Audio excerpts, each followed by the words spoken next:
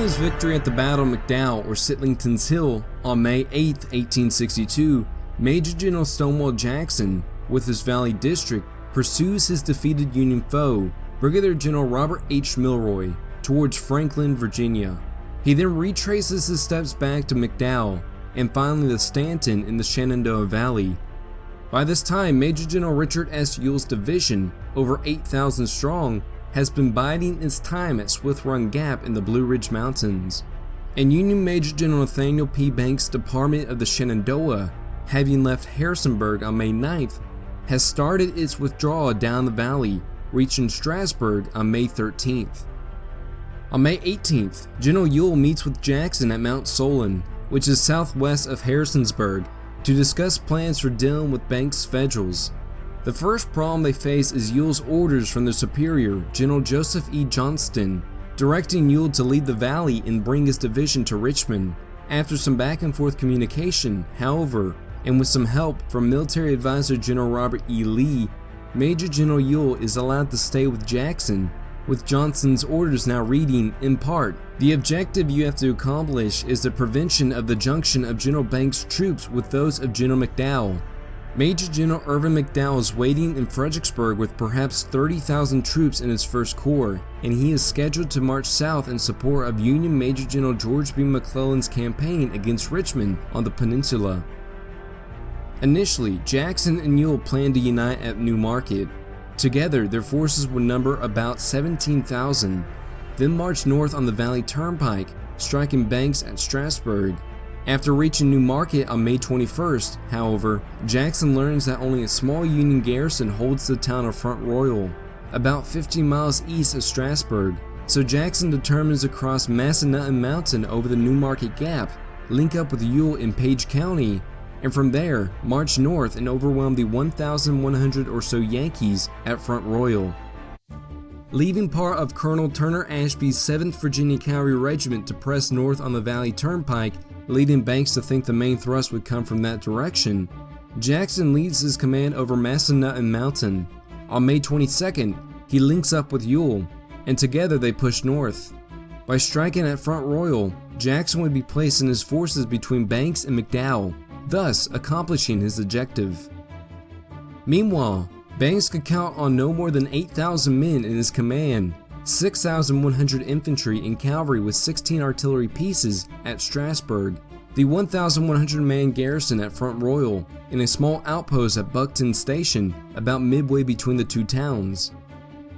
On May 23rd, as Stonewall Jackson's force approaches Front Royal from the south, Confederate cavalry under Colonels Ashby and Thomas Flournoy, which has led the advance, swings west and crosses the South Fork of the Shenandoah River. Their mission is to cut the communication between Strasburg and Front Royal. Meanwhile, from Union pickets captured south of Front Royal, Jackson learns that most of the federal garrison there belongs to the 1st Maryland Volunteer Infantry. Knowing that, he calls on his own Confederate 1st Maryland Regiment, commanded by Colonel Bradley T. Johnson, to lead the attack. This is to be supported by part of Brigadier General Richard Taylor's Louisiana Brigade, which includes the famed Wheat's Tigers of the 1st Louisiana Special Battalion.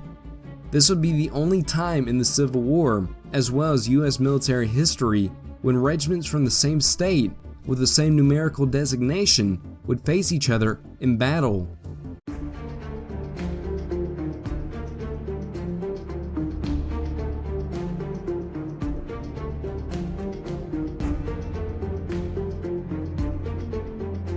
In order to avoid the Union picket posts on the main road south of Front Royal, Jackson chooses to march his men up a steep, winding path called Snake Road by the locals, about a mile south of the town. Soon after 1 p.m. on May 23, 1862, Colonel Johnson's Marylanders, no doubt exhausted after the climb, crest the last wooded hill that leads into Front Royal and drive out a nest of Federals who are quietly resting at the head of Snake Road. This marks the start of the Battle of Front Royal, sometimes referred to in accounts as the Battle of Guard's Hill. After a few minutes of skirmishing, the Confederates are met by a rather well-looking woman, the famous Southern spy Isabella Maria Boyd, often known by her nickname as Bella Boyd. She is a citizen of Front Royal who is drawn by the fire on the hill, and she extols the men to charge right down and you'll catch them all. Believing Boyd's story, Jackson orders Colonel Johnson, Major Chatham R. Wheat, and Brigadier General Taylor to do just that while he brings up the rest of his army. Front Royal is less than a mile to their front. Another half mile or so beyond the hamlet, up the main road and atop the position known as Richardson's Hill, is the main camp for Colonel John R. Kinley's Union 1st Maryland. Beyond that is a confluence of the north and south forks of the Shenandoah River. A bridge spans each fork, and a viaduct of the Manassas Gap Railroad crosses the South Fork and heads west to Strasburg, where Banks' headquarters is located. The federal garrison at Front Royal consists of 16 companies of infantry, 9 from the 1st Maryland, 3 from the 2nd Massachusetts, 2 from the 29th Pennsylvania, and 1 each from the 3rd Wisconsin and 27th Indiana. They are supported by 2 companies of the 5th New York Cavalry, a section of rifled 10-pounder Parrott guns from the Pennsylvania Light Artillery, and a company of engineers. All told, there are about 1,100 federal soldiers in and around the town. The gray uniformed Marylanders and Wheat's Tigers are ordered to drive down the hill and storm Front Royal, while General Taylor brings up the rest of his Louisiana brigade. Major Wheat, excited by the order and no doubt wanting to vindicate himself after being defeated at an earlier skirmish known as the Battle of Somerville, charges down the left side of the road and is the first Confederate to enter the town. Colonel Johnson later reported, "He shot by like a rocket," adding, "his red cap gleaming, revolver in hand, and got in first, throwing his shots right and left." Lucy Rebecca Buck, the daughter of a respected landowner in Front Royal, remembered the initial clash between Federal and Confederate forces at Front Royal. "Going to the door, we saw the Yankees scampering over the meadow below our house. By this time, some scattered parties of Confederate infantry came up and charged their ranks. After firing one volley, they wheeled about. Every man for himself, they scampered out of the town like a flock of sheep. Such an undignified exodus was never witnessed before." Once the Federals are driven from Front Royal, supported by Colonel Isaac G. Seymour, 6th Louisiana, ordered the men to head for the main Federal camp on Richardson's Hill, north of the town. As the emboldened Confederates approached a ridgeline that fronts Richardson's Hill, however, they are forced to the ground by 2 10-pounder Parrott rifles and several companies of infantry firing down from the fortified encampment. Major Wheat orders his Tigers to take cover around Rose Hill Manor, a large brick and wood structure about 250 yards to the right front of the Federal line, where, according to Lucy Buck, a good deal of fighting was done. Before long, Jackson himself arrives on the scene with Captain James Carrington's Charlottesville artillery and posted atop a hill to Wheat's right rear. With Wheat's Tigers and Johnson's Marylanders pinned down, General Taylor recommends a double envelopment.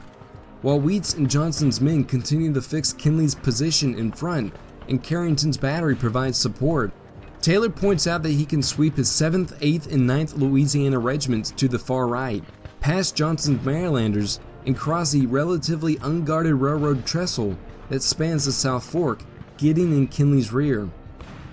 As they do so, Colonel Seymour's 6th Louisiana Infantry Regiment would sweep to the left, making a dash for the South Fork Bridge immediately behind Kinley's camp and drawing the Federals' fire. Without hesitation, and no doubt impressed by the Louisianans' enterprise, Jackson nods in approval, and Taylor launches his first major attack of the war. From his hilltop bastion, Colonel Kinley watches helplessly as the Louisianans make their way around his position. He decides to order his men to torch the camp and retreat across both branches of the Shenandoah before they are completely cut off. Once across the north branch, Kinley orders the bridge burned and establishes a new line along the riverbank, anchored by the precipitous Guard Hill, to hold back the enemy as long as possible while he alerts Banks to the threat.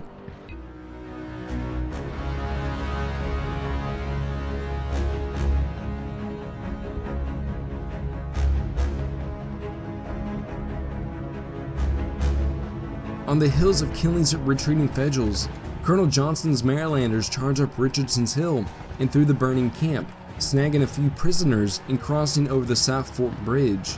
Advancing another 400 yards up the road, they are stopped cold by Kinley's new line atop Guard Hill and by the burning North Fork Bridge. They are soon joined by Taylor and his Louisiana regiments, who are just now crossing the South Fork. With the low-lying North Fork Bridge on fire, overlooked by federal artillery posted atop Guard Hill, and with no sign of reinforcements, Taylor rides back to meet with Jackson, who had just crossed the South Fork Bridge. Surveying the scene, Jackson resolves to continue the attack. He would march across the North Fork Bridge, burning or not, and drive the enemy into the ground. At that moment, Major Wheat is slowly escorting his Louisiana Tigers through the destroyed federal camp and across the South Fork Bridge. Jackson determines to use Wheat's battalion to lead the attack and orders them to pass through the Marylanders and take the burning bridge. Major General Ewell's adjutant, Captain Campbell Brown, remembered, "I shall never forget the style in which Wheat's battalion passed us as we stood on the road. Wheat was riding full gallop, yelling at the top of his voice, his big sergeant major running at top speed just after him, calling upon the men to come on, and they strung out according to their speed and stomach for the fight, following after, all running, all yelling, all looking like fight. The peculiar zouave dress, light striped baggy pants, bronze and desperate faces, and wild excitement made up a glorious picture. Wheat himself looked in the fight as handsome as any man I ever saw." With Wheat in the lead, the Tigers descend the road towards the river's edge, storm across the bridge through the flames, and secure the other side in the face of the enemy's desperate fire. Wheat's battalion is soon joined by Brigadier General Taylor and the remainder of the Louisiana Brigade, who quickly put out the blaze. The span is saved, but it was rather a near thing. Taylor later recalled, "My horse and clothing was scorched, and many men burned their hands severely while throwing brands into the river." With the North Fork Bridge now in Confederate hands, Jackson orders Johnson's 1st Maryland and Taylor's Louisianians to push up the road and through the wooded gap to dislodge the Federals. In the meantime, Colonel Flournoy's 6th Virginia Cavalry Regiment attacks the Federals from the rear, unhinges their line, and forces them to retreat farther up the road towards Winchester. Jackson's aide-de-camp, 1st Lieutenant Henry Kidd Douglas, remembered, "The pursuit begun was kept up vigorously. There was much handsome work done by Flournoy's cavalry, with good results. By late afternoon, the mounted Virginians run down what is left of Kinley's doomed command near Cedarville, capturing the whole lot, including the regiment's colors and the colonel himself." While the cavalry in the 1st Maryland pursue Kinley, Wheat's Tigers are recuperating along the shady banks of the North Fork when they hear a train whistle coming from the direction of Manassas Gap. Earlier in the day, Flournoy's cavalry had cut the telegraph lines between Strasburg and Manassas, and the engineer of the federal train, which consists of 2 locomotives, 3 passenger and 50 freight cars, apparently has no idea the town has been filibustered by Jackson's army. Sensing an opportunity for more glory for his men, Wheat quickly rouses his Tigers up from their late afternoon snooze and orders them to charge the moving train. Swarming up the embankment and across the flat land, the Tigers hop aboard the locomotive, throw its wholly surprised driver to the ground, and bring the train to a stop. When the former New Orleans wharf rats open the rail cars, they are pleasantly surprised to find more than $300,000 worth of commissary and quartermaster stores packed inside. All told, the Battle of Front Royal cost Major General Banks about 900 casualties, 750 prisoners, 32 killed, and 122 wounded, and Major General Stonewall Jackson loses only 36 men, mostly from Flournoy's 6th Virginia Cavalry. With Front Royal saved from the grasp of the Federals, Jackson is able to turn Banks from his position at Strasburg, hit him at Middletown on May 24th, and press on towards Winchester by the next morning. With the capture of Front Royal, the road to Winchester lay open, and with it, the chance of finally driving Banks' department of the Shenandoah out of the valley entirely.